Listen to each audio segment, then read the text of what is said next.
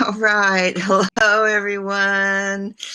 We're welcome to Blab. We're going to be talking about the Google business page and the new changes in Google. My name is Zara Altair, and I do semantic writing.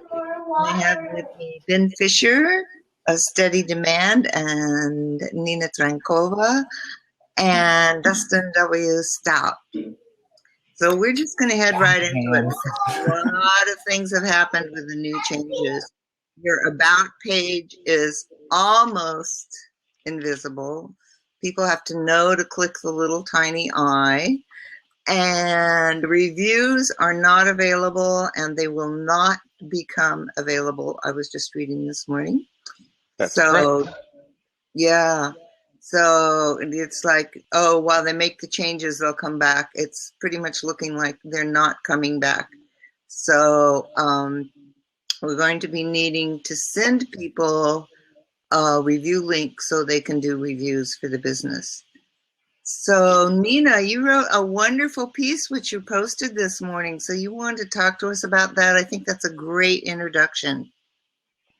Yeah, thank you very much. My name is Nina. I'm on Google Plus since 2011, and I'm now helping newcomers to get trained. I'm also part of the Circadians, which is training me.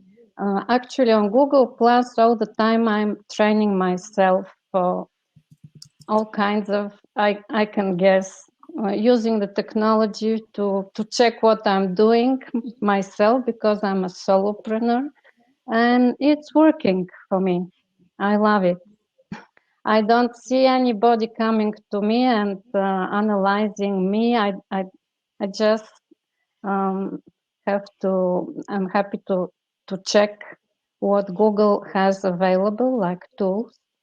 And from the new changes, I can tell from the visual standpoint that going from the profile to Google My Business, then you get the list of search, because the new people, they don't know how their pages look on search.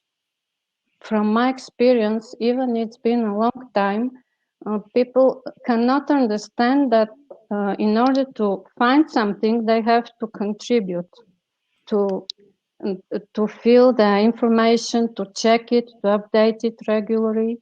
And my article today is more about the presence in the form of being authentic and trustful, disclosing these parts of your daily business activity in a way that you are on the exhibition stand. So I use this, if you have visited in Vienna, a coffee shop, it's a famous one, 200 years old, when you can have your cake and look behind.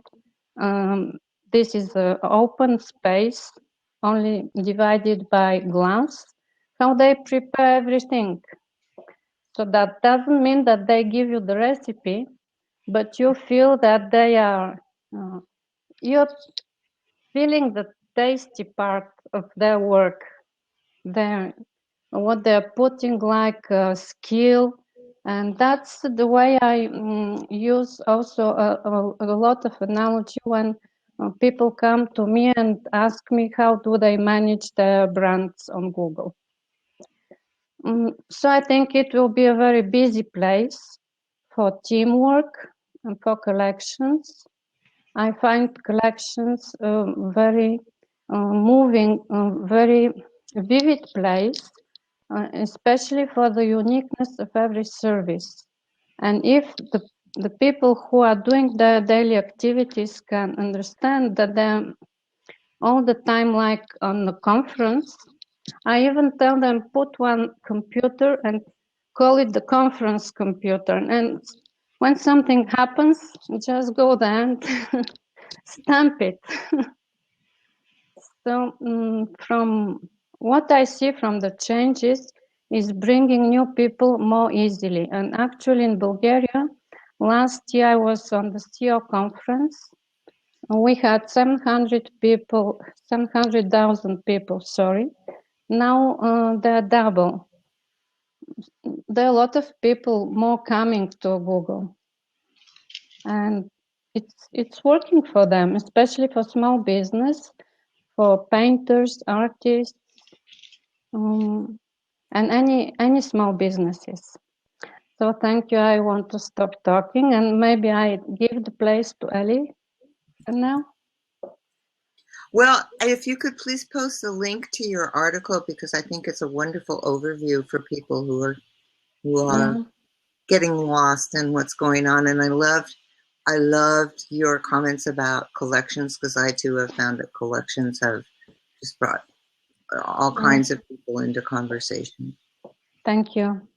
Yeah, I will post the article and I will give my place to Eli, and maybe I join later again if you wish me to talk more. Thank you so much. Okay, Eli, there's a seat open. And Ben, you were my original thought when I went, oh my gosh, business pages are changing, things are disappearing, you know. Ben and I have to get together and talk to people about this. So yeah, and then we said, well, let's bring in all the boys and the girls. Come on, let's have this be a really fun chat. Hi, Eli. What's up, Eli? Hello. Sorry, I was muted. You know, hi, Eli. Oh, I'm muted. No, you're not. I was muted. No, you're not muted. You're fine. Okay. I was saying hi. I hear you, buddy. Sorry. Hello. So, Ben. Yeah. Yes, Zara. Ben, what are your thoughts? Well, I think my thoughts are a lot like some other people. And number one, I mean, the first thing to keep in mind is that this is a beta in a sense, right? This is not a full-blown release. It's going to continue to change.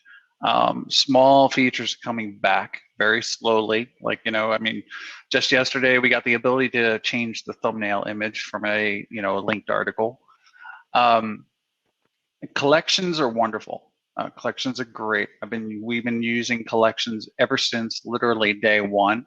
And we're really grateful the fact that our collections come up for ourselves as well as our clients in normal search and incognito search.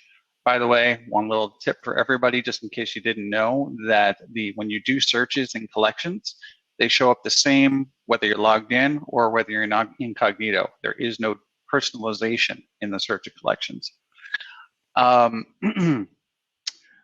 which I thought there was going to be, but it doesn't look like it. It doesn't appear that way. And that just the ability for people to basically search on their passions and their interests and really follow a person or a brand based upon what they really want to know from their brands. Not just say following the entire brand itself. I think that's very powerful. What we've seen is an increase in engagement for brands. Huge increase for engagement. We got one of our clients that has a collection that has been featured by Google and comes up when basically somebody is searching for keywords, and it's got about twice the number of followers that the brand page has. And actually about 3 times, now that I think about it. We've got some there twice. And that's pretty powerful just in itself. The loss of all the information from Google local pages and from brand pages, even though we're in the business of social media marketing and management, right? I see the logical reason to remove some of the information. The move to make it more of a seamless visual experience, whether it be on mobile or whether it be on desktop. More and more, we know the trends, we know the stats. More and more people are going mobile. There's some things I look at and say, well, why in the world did you remove that? Why did you remove for instance, the story, right, and replace it with just a tagline? That doesn't make sense. But like David's saying it is a less cluttered experience, and that does make it very useful. The removal of reviews, that also makes sense. You can get to reviews directly from the knowledge graph. You can get to people reviews directly from maps. This makes a lot of sense. Why does it make a lot of sense? Is because people are not necessarily searching in Google Plus just to go to a business page, but they are searching within Maps and within Google proper search. And hey, that's where Google makes its revenue. We had the removal of Google Plus links from Maps. And, it's kind of obvious that they want people to go to Maps and Google if they want people to find reviews and more information about a business. Eli, I know you have some thoughts on this. What do you think? Well, I got to say, I always thought it was a little weird, the hodgepodge of things that went along with Google Plus pages. There were a lot of parts there and a lot of things that all had to be popular or it couldn't all work together. So now if you are a brand page on Google Plus, I think collections is where it's at. Unless you can actually effectively manage communities, which is difficult, very, very, very difficult. I want to stress that. Collections are much easier to manage, and you can dovetail them nicely with your existing content strategies and direct people to specific collections. So, that to me is where it's at. And as far as splitting everything out, it's a painful process, obviously, and it's going to feel a bit of a slap of the face to businesses who got on Google Plus just because it was tied into all this other stuff that's now not there. And they're going, well, what the heck is the point in using Google Plus now? And we're going to lose a lot of them. And to be honest, I don't think that's a huge loss for the most part. Most of them were not contributing much. If you've got a content strategy, though, collections, great reason to stick around. Great reason to stay with the platform, and a way that I think you can get over people's initial resistance as well to want to follow a page in the first place, because you're not following a page, you're following a collection. They got some interesting stuff on a topic. Then maybe they'll think of following you later if all the rest of your stuff is as good. Yeah, I'll agree. I mean, businesses have been resistant to joining Google Plus, and the removal of the about page is going to add to that resistance. But like you were saying with content strategy, is if you have good content strategy in place and you're providing content that is informational, versus transactional all the time, you can get a great following, and you can actually make sales. I know people say it's hard to make sales. But, I was just out in Vegas visiting one of our clients, and, he said, we put a coupon code out just on Google Plus. He ended up making over 75 sales in was about 72 hours, just from his engagement on G Plus. So, for the companies that I think are still resistant to opening up a Google Plus page, working on getting good followers, building good collections, getting involved in communities, and producing good content, I think that they're going to still find that they have that competitive edge. And, that's kind of what G Plus and business pages has always been about for the past couple of years, is that kind of competitive edge and the ability to really get ahead of your competitors.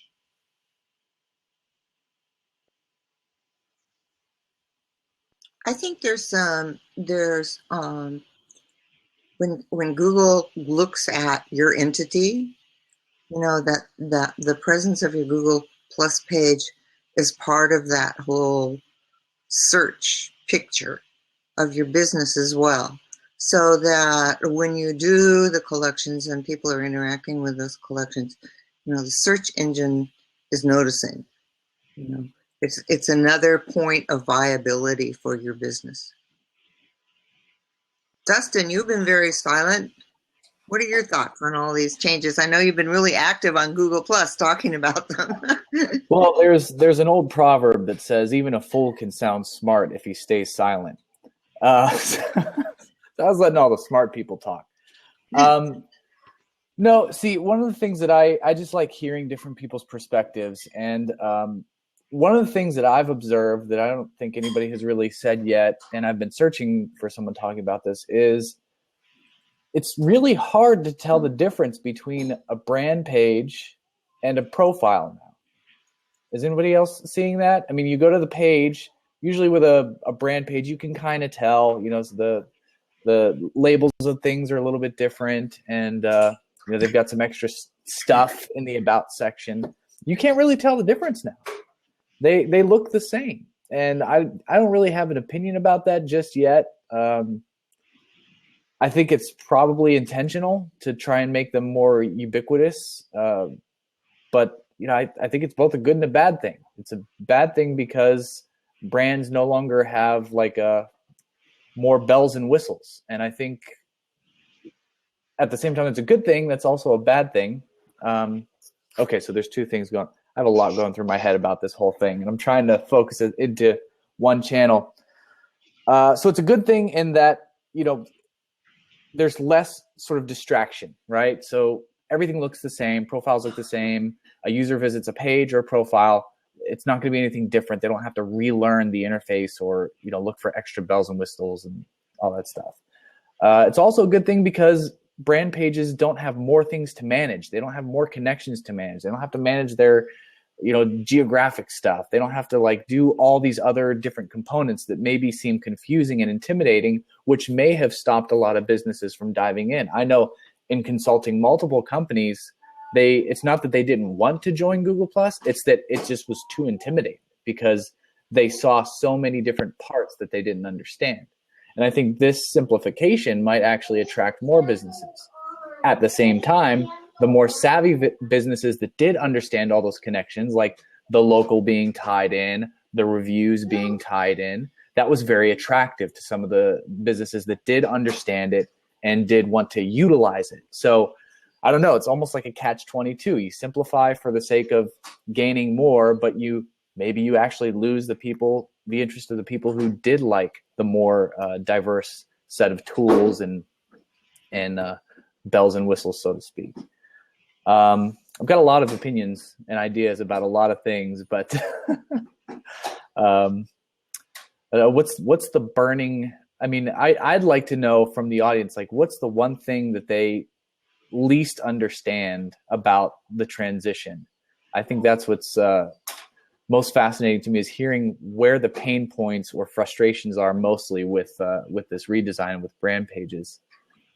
Because overall, I think it's a good move in everything that they've done. There's some things that are clearly stupid. And I'll be the first to say that. I've told them in multiple feedback submissions that this is stupid, that's stupid, you're stupid for doing this. Overall, I really like what you've done with the place, though. So I'd love to hear from the audience. So we've got Google community moderation, readability, and more moderation. So moderation is a huge thing. Yeah, I was just going to say one thing real quick. Travis, I think pinning is going to probably come back. I think it just hasn't made it back because you can tell that it says pinned. If you had a pinned post previously, it says pinned in the new version. You just can't unpin it right now. But anyway. Yeah. Sorry, Dustin. So community tools are probably a huge thing. I would assume they are just building those back in with the new interface because there's a lot of rejiggering going around, and it's probably difficult to just put things in a proper place and not cause more confusion than they already have. I'm curious to know what you're talking about as far as readability. I haven't seen any. You know what? That's not true. So readability for me, you guys have probably noticed this too. The being able to differentiate the reshared posts that have actual content that has been reshared has been really bad for me. Have you guys noticed that? When a post is reshared, the original content is sort of like diminished visually, where I almost miss it entirely. And even when you click and when you click on the reshared post, you don't get the full view of the content like you once did. So if I reshare, I do like a blind reshare or a naked reshare, as I like to call it, where I don't really share my own thoughts about it. I just reshare somebody else's post. Right. The people who see my version of it can't see the full information of the post that I'm sharing unless they click through to that original link. I think that's a huge, huge problem. And I think that's what you were talking about, right, David? Yes, he said exactly. Okay, yes, right. What I've done when I have the time is I will take an excerpt, something that I think so it's not naked anymore, but I'm going to take some key point from the article and put it in my post. But you're right, it's like diminished, extremely diminished, what people can see when things are reshared. Yeah, I mean, I don't know why they didn't just allow for the full expansion of the original post like they did previously. Does it work that way on mobile? On mobile, good question. Let's find out. Now I have to find a reshared post. Shouldn't be too hard. And then Craig Burton has a question, and that is, whoa, it's going away. Is there any way to mute a collection is what he was asking. Mute a collection. I think what he's asking is there any way that he can get not notified about all the people who are joining his collection because he's getting so many? No. Let me tell you. I thought it was yes. Actually, I thought it was yes. How? So if there's a way to mute getting notified that people are following your collections, I would like to know this because it's kind of annoying. Yeah. I want to go look it up, but I saw the other day. They used to put most of that in the everything else thing. So there was a huge bug for a long time with the ability to turn off push notifications for mobile. So there's two types of notifications, right? The push mobile notifications that you get, and then the drawer notifications, right? So you got the list of notifications.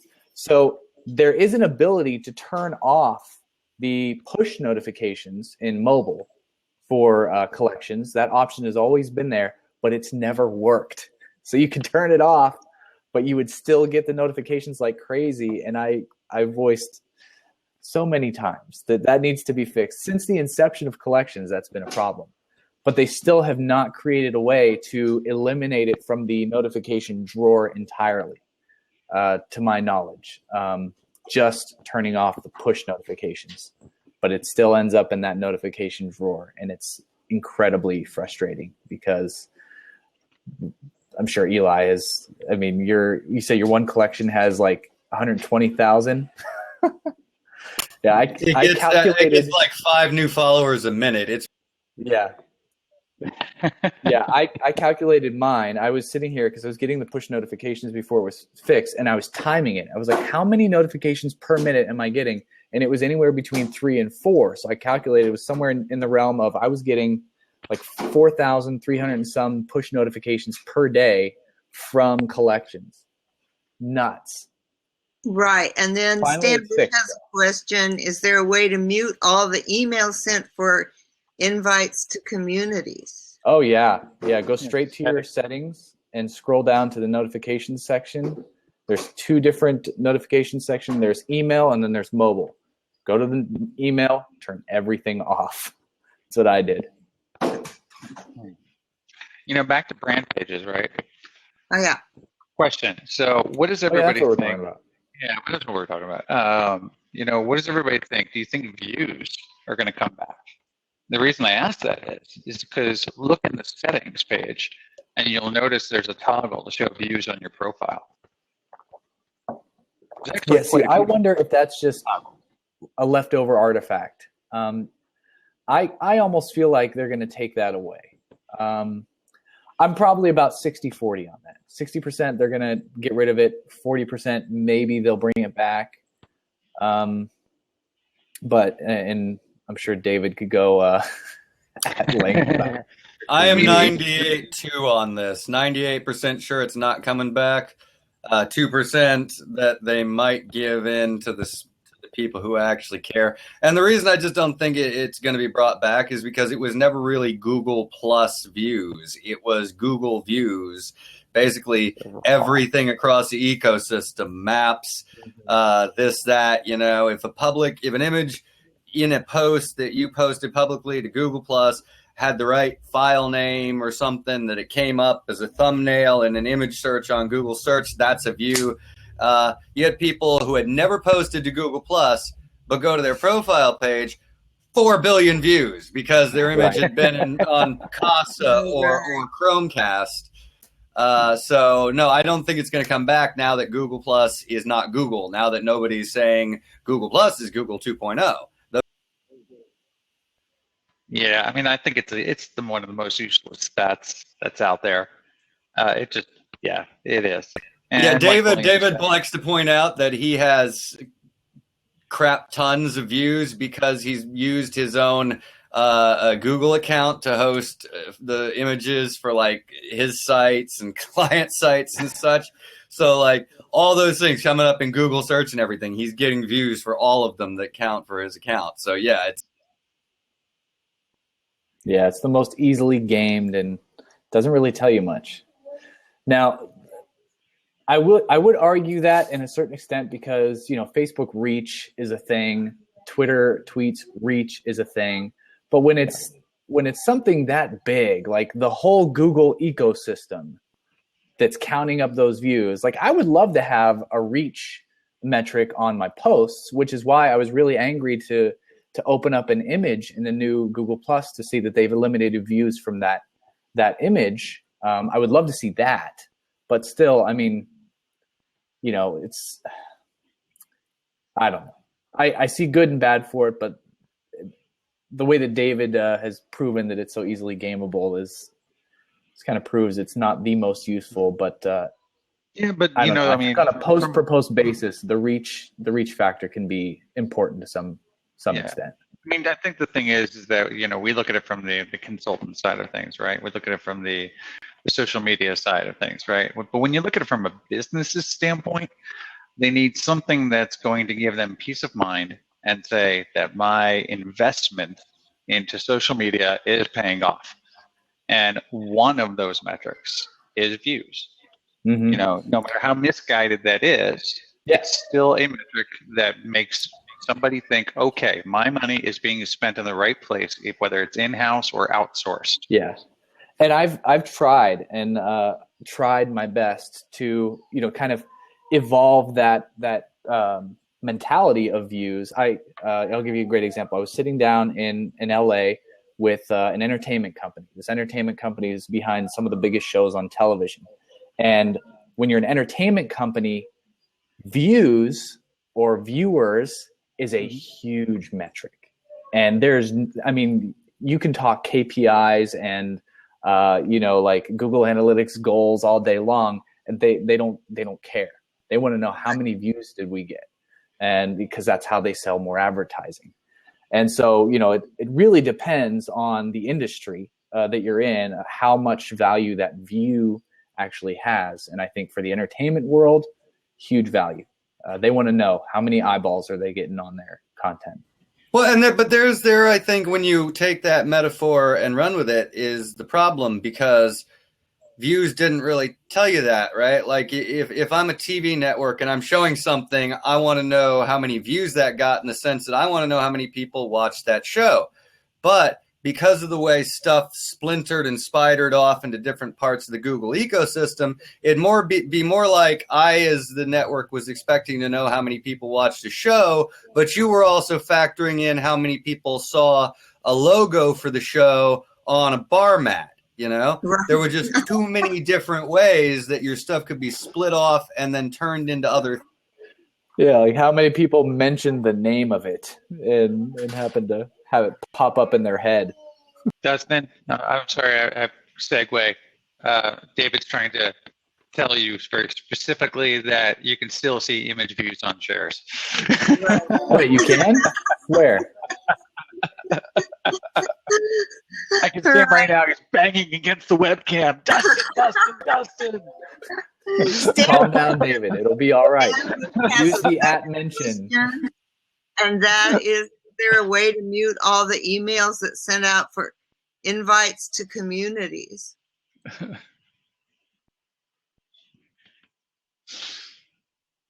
And I think that would be, you're just going to have to mute those notifications at this point in time. Am I correct, guys? Yeah, I mean, if you're talking about emails, then you can easily get rid of all emails just by going to your settings page. Thanks, Craig. All my red shirts are in the laundry. So I'm rocking the blue-gray today. David, I really want to know where the views are still visible, because I'm looking at an image right now and I see nowhere where it says view. Anybody else seeing it? I see details, the info page where it gives the date, the title of the image, and looks like this says what device was used to capture the image, but I'm not seeing any views anywhere. Oh, you Click on think your image. David says, click on your image. Click. Click on your image.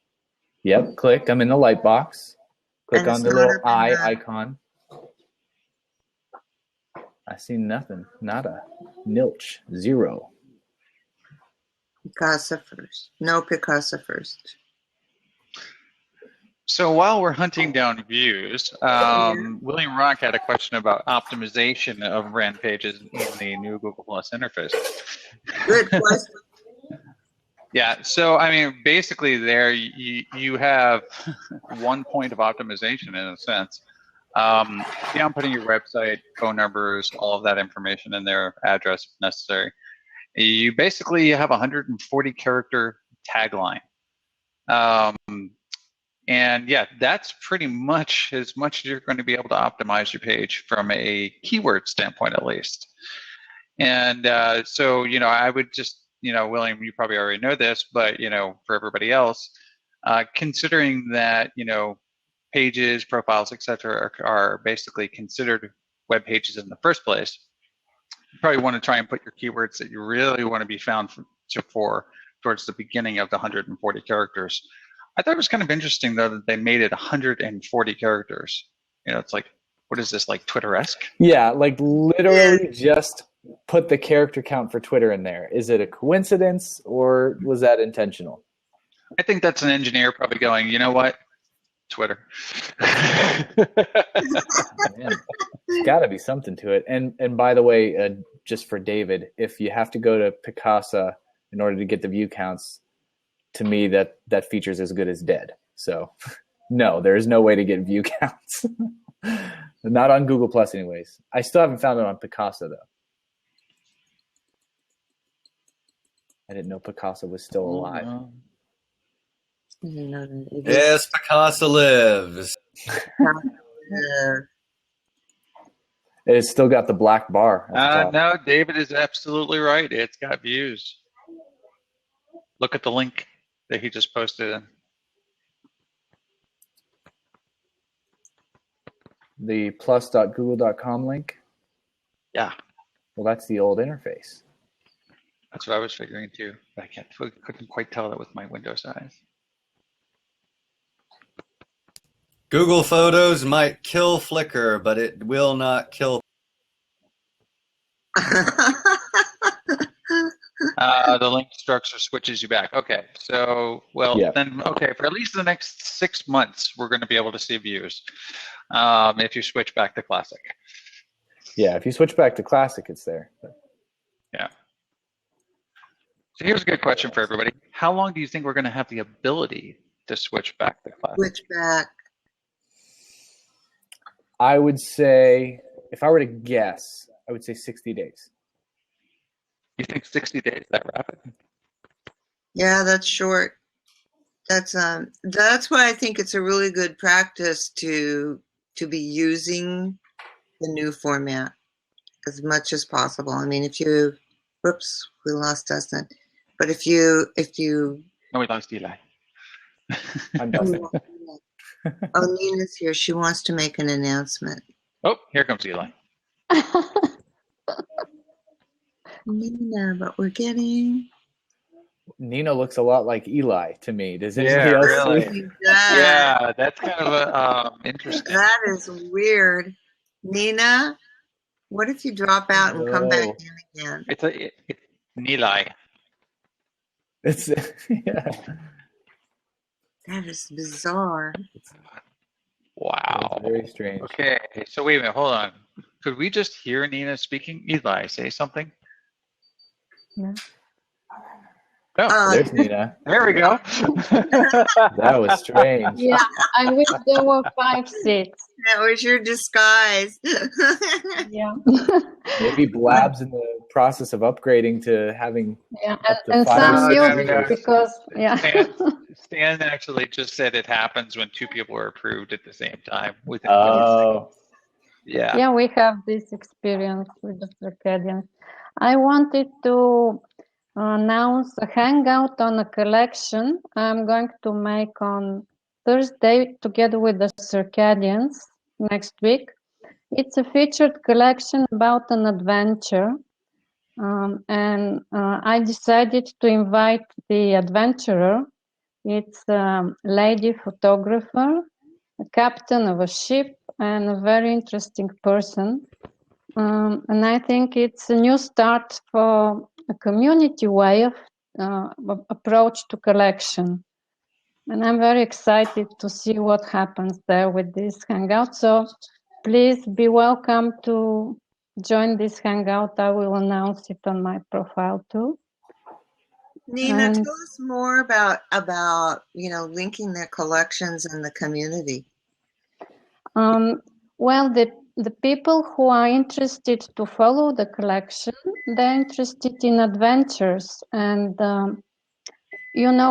when you start doing events like getting them to know the author of the images of the photos live, to meet her and have a hangout, ask questions, it's starting to have engagement, like every process where human to human relations appear. So I've seen other posts about transforming collections to communities, and that's why I got the idea to invite her and introduce her to her fans, because she has now 8,000 people who are waiting for her following adventures.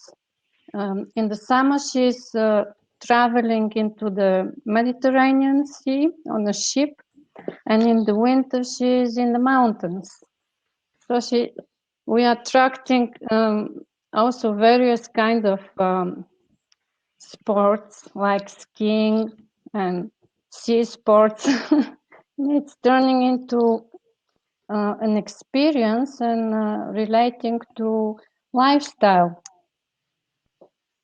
I'm really very excited to see how this will develop.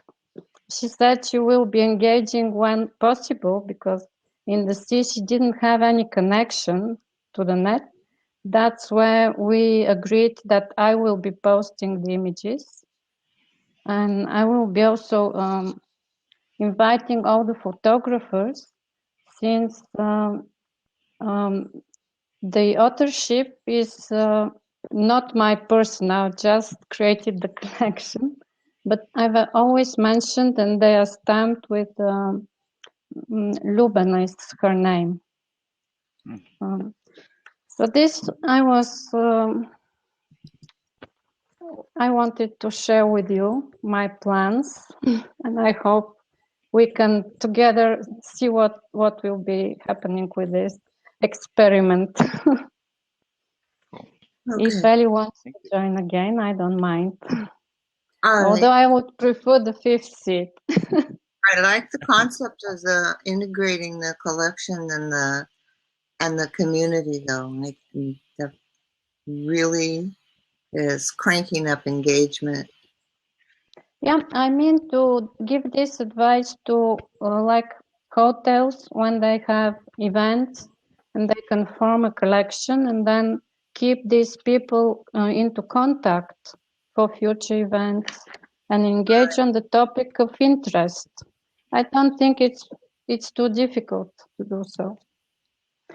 Just be persistent. Right. And Well, do you speaking think of that's a strategy for a Google Plus page to do? I beg your pardon? For a Google page. For Google page, I see only teamwork with the circadians. If it's if everybody is working on projects and posting on the page, it gets traction. If it's left only to a certain role, like being formal, it's no engagement there. If it's not vivid, if not connected with activity and project and some meaning for it. Right. Yeah, this is probably the first person I ever heard talk about. Excuse me, engagement on Google Plus pages was Ben. Yeah. Yeah. I was gonna say, speaking of collections and pages, right? So let's talk about optimization. Back a little bit to optimization. Yes. So we've got 140 characters for a tagline, right? That's for profiles and pages. The other thing that is, this goes back to Dustin's point about not really being able to see a difference between a page and a profile. One thing that's universal across both of them is also the fact that when you visit the page, you have your top 4 collections, your first 4 collections actually, not top, headlined right beneath your photo cover. Now, if you have less than 4 collections, it'll end up showing actually any communities that you've chosen to show on your profile. So let's say you have 3 collections and that's it. It'll show a community. Actually, okay, I'm going to do this. Self-promo, by the way, just got to say it. Steady Demand, we just recently redid our audit tool. And now it actually audits your brand page and collections is part of the audit. So, Really? Yes. Yeah, so we audit the number of collections that you have on your brand page. There's a whole bunch of other updates to it too, like telling if a page is local or whether it's a brand page. But yeah, we just figured, hey, why not? I mean, from an optimization standpoint, when you have somebody landing on your front door of your business or your profile, you should have 4 collections straight up top, straight up front, your content basically. They do. So one of the things I like about the new design is those collections across the top. It's really like instant, it's like instant engagement. So instead of the hidden about stuff that people may or may not have read, the collections are just like, right, when you pull up the page on your screen, they're right there. It's like, oh, wow, what's this? It's like an instant call to go look further. Yeah. Yeah, and I wanted to make one more point before I forget again about the optimization side. When we were talking about the 140 characters, I forgot to mention that although you have 140 characters to put in that, whatever we want to call it, tagline or title, only 75 of them show. I thought that was an important point to point out when you look at the profile. So you can expand, hit the information link, and see more of it. But on an initial view, just looking at a profile, without clicking anything, only the first 75 characters of that tagline shows.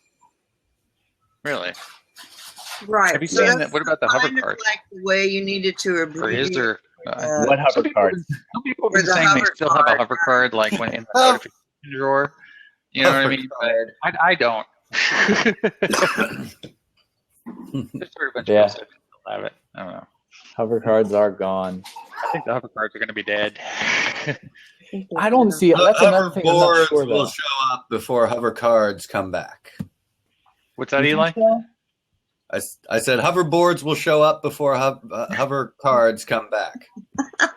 They were so useful in community moderation for moderating community members. They were extremely useful.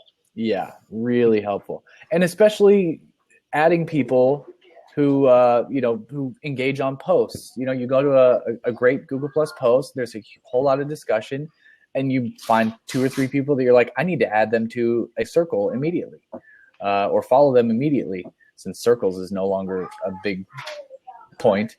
But like with the hover card, it made it really easy.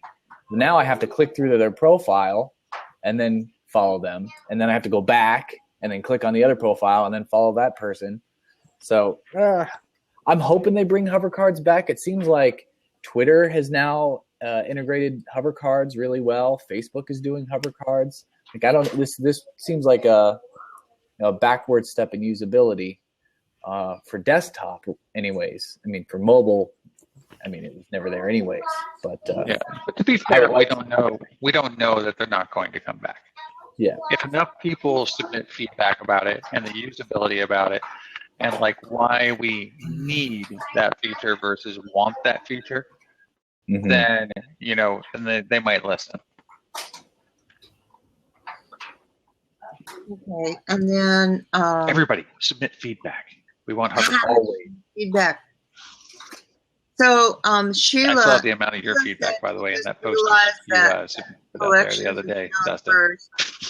And Sorry. Sheila, I Two really people talking at suggest once. I couldn't hear. I saw all the feedback that you've been putting out there when you put out that post the other day. Yeah. Anyway, Sheila just noticed that the collections. Okay, so let's see. Can you hear Zara, Ben?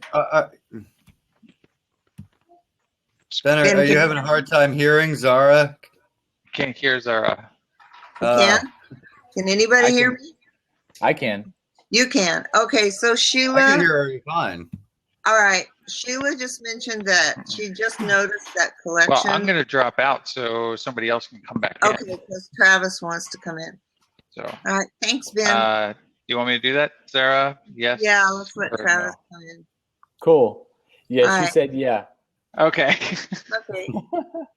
Yeah. Hey, Ben. So, okay. Hop on in, Travis. You were Let's saying get somebody said Travis. something about collections, Sheila? Well, let me finish my point about Sheila, Yeah. but it's for everybody. So it's what I mentioned a little earlier is that don't wait till the 90 days, 6 months, whatever it is, when Google stops the old way. Really start experiencing that new environment now, because from the beginning, the very first time you go to the new format, the collections are right there front and center. So to get the experience and become familiar with your page on Google Plus, it's really a good idea to have that new version up and working and to practice interfacing with the new point. Okay, Travis, you had some points about 140 characters. Yeah, I wanted to point out that keep in mind the number of characters you can or can't enter is utterly irrelevant. It's like trying to argue over the weight of my car. Should I allow 1 grain of rice or 2 grains of rice? Over 99.9% of the payload from Google Plus or any social network comes in hefty amounts of frameworks and JavaScript, CSS. So I'm kind of pointing out the obvious, but trust me, the number of characters has no effect on your speed. Yeah, none whatsoever. Right. Characters are, it's like trying to measure the weight of rice. They're only limited for business reasons and for user experience reasons.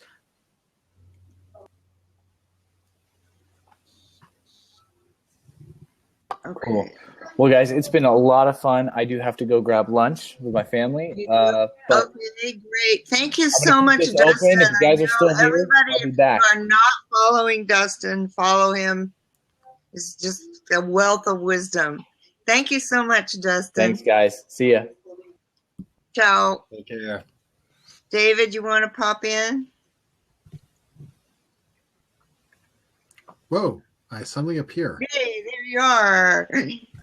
Well, no, the 140 characters is for SMS purposes. So it's the integration with a text messaging service. That's the reason why there's a character limit. Yep. So it's whatever gets chopped off at 140 is what goes through a text message. So that's right. So this would be like for, say, people in the developing world or on feature phones who are managing this through feature phones or whatever. Exactly. Or that are basically using it and posting via text. Because if you're posting via text, that's 140 characters, which they still do allow in some of their APIs.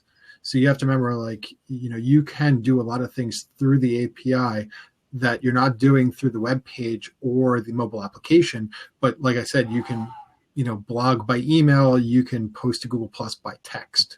So if you're doing that, that's where that character limitation comes from. Just in the same way it used to be for Twitter when Twitter was all about doing it through text messages. You have to reserve that space. So that is where that limit comes from. It's not like, oh, we'll just follow Twitter's lead. That's the reason why there's that minimum number.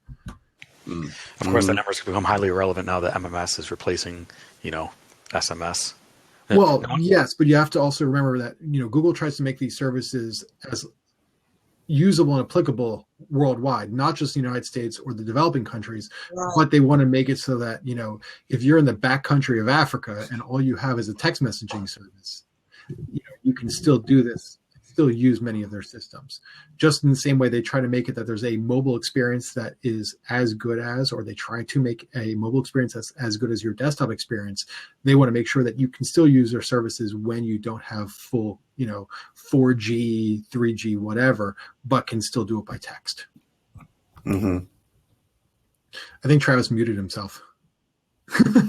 Any update where you have to send any scenario where you have to send your update as a text message because you don't have internet access makes the whole point obsolete, because if you can't read social media posts, then you have no reason to post social media posts. I totally disagree with you. So you're thinking about the Western usage of these systems. Google uses them in many different ways than we use them, and people outside our country and our experience also use them very differently. For example, like if you are in an area that just was completely devastated by a earthquake, how are you going to use this system? And they try to make it accessible no matter your level of connectivity. So even by text messaging, you can do it.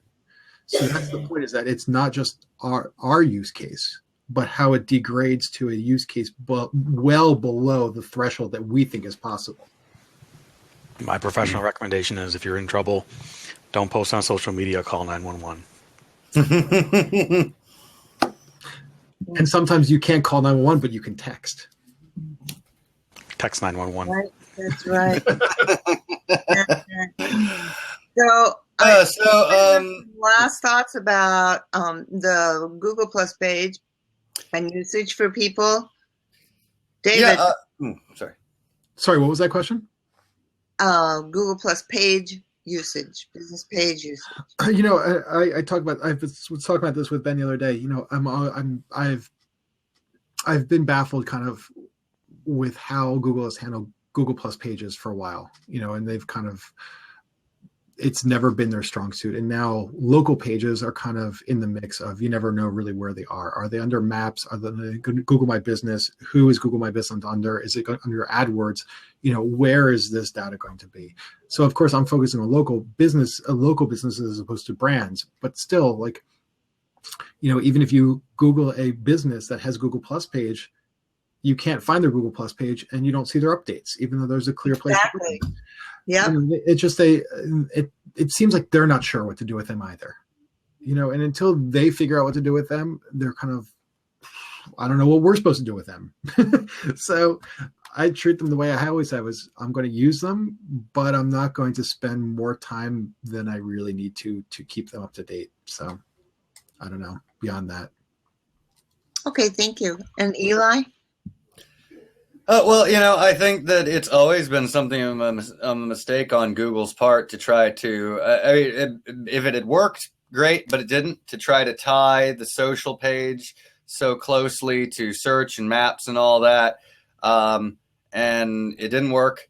And I think that, as always, it comes down to, if you're going to use a social network as a business, don't suck at it. Don't think of it as, we're just setting this up for SEO. And if people were going to do that, which they were, then it just sort of made more sense to yank it out, because, you can set up the most beautiful, you can get your address, all the perfect reviews and all that, but it still doesn't make any sense if it's a social network profile and the content there is not social and not engaging. So, as usual, don't do social media if you can't do it. Don't waste your time. If you just want a Google page, a Google thing to show up on Maps and search, well, you'll be able to do that without polluting Google Plus. Okay, thank you. All right, so I'm going to stop recording, and I want to thank everybody for being here and participating in the discussion. And I do encourage everyone to go and read Nina's page. It's a really great overview and sensitive to the new structure of the new Google Plus page. Eli, thank you so much for being here, and Travis, thanks for popping in. All right,